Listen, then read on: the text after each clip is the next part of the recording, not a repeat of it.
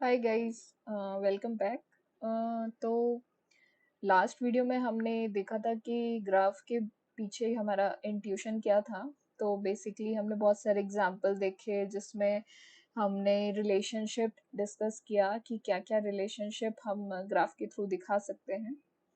अब हम इसकी रिप्रेजेंटेशन पार्ट में जाएंगे जिसमें हम डिस्कस करेंगे कि हम इसे रिप्रेजेंट कैसे करते हैं कोडिंग फॉर्म में। ठीक है। तो अब हम देखते हैं कि बेसिकली इसके दो तरीके होते हैं गाइस। ठीक है। एक एडजेसेंसी मैट्रिक्स होता है जो मैंने आपको पहले भी थोड़ा सा एक्सप्लेन किया कि एक 2D एरे होता है जिसमें रोज में भी वर्टिसेस होंगे, कॉलम्स में भी वर्टिसेस होंगे, और उनके बीच अगर कोई एज है तो हम उसको उस बिट को इनेबल कर देंगे। बेसिकली उसमें सिर्फ जीरोस और वंस होते हैं, और अगर एज एग्जिस्ट होगा तो वैल्यू वन होगी उस पर्टिकुलर इंडेक्स पे, और अगर एज नहीं होगा तो उस पर्टिकुलर इंडेक्स पे वैल्यू जीरो होगी। तो इस तरीके से।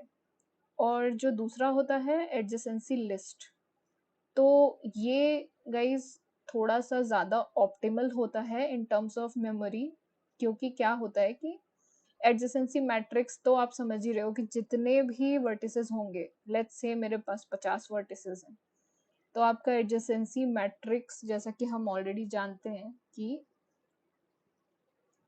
टू एन क्रॉस एन होगा, राइट। तो ये एडजेसेंसी मैट्रिक्स हमारा एन क्रॉस एन मतलब 50 क्रॉस 50 का बनेगा।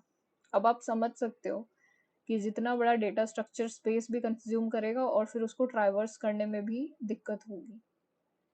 एक्चुअली ट्राइवर्स करना इजी होता है एरे में, लेकिन स्पेस बहुत ज़्यादा कंज्यूम करेगा, तो ये एक बहुत बड़ा डिसएडवांटेज है।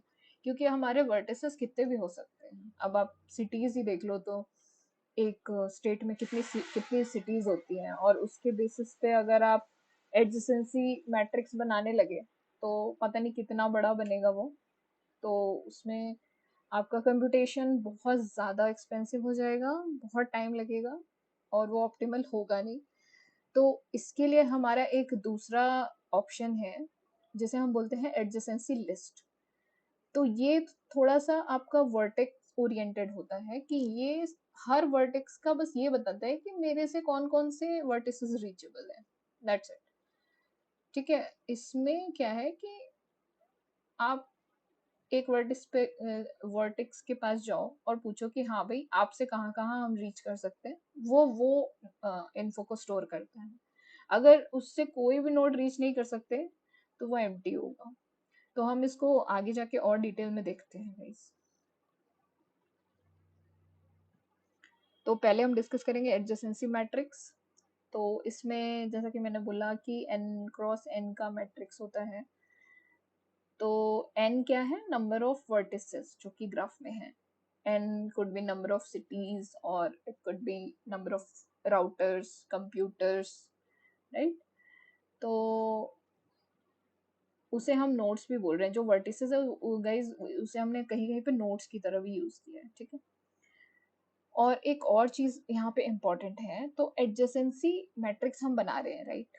अगर हमारे ग्राफ में हमने लोगों के नाम दिए हुए हैं, suppose there are set of people like Mary, John, तो हम एडजेसेंसी लिस्ट में एडजेसेंसी मैट्रिक्स में उसको रिप्रेजेंट कैसे करेंगे? उसके लिए हमें कुछ नंबरिंग चाहिए होगी, राइट, इंडेक्स चाहिए होगा। तो अगर आपका जो वर्टेक्स है वो ऑलरेडी 0 1 2 से रिप्रेजेंट हो रखा है तो आपको डायरेक्ट आप उसको रिप्रेजेंट कर सकते हो, अदरवाइज आपको लेबलिंग करनी पड़ेगी, राइट। तो यहाँ पे जो ये बोल रहे हैं कि नोट्स आर रीलेबल्ड, मतलब आपका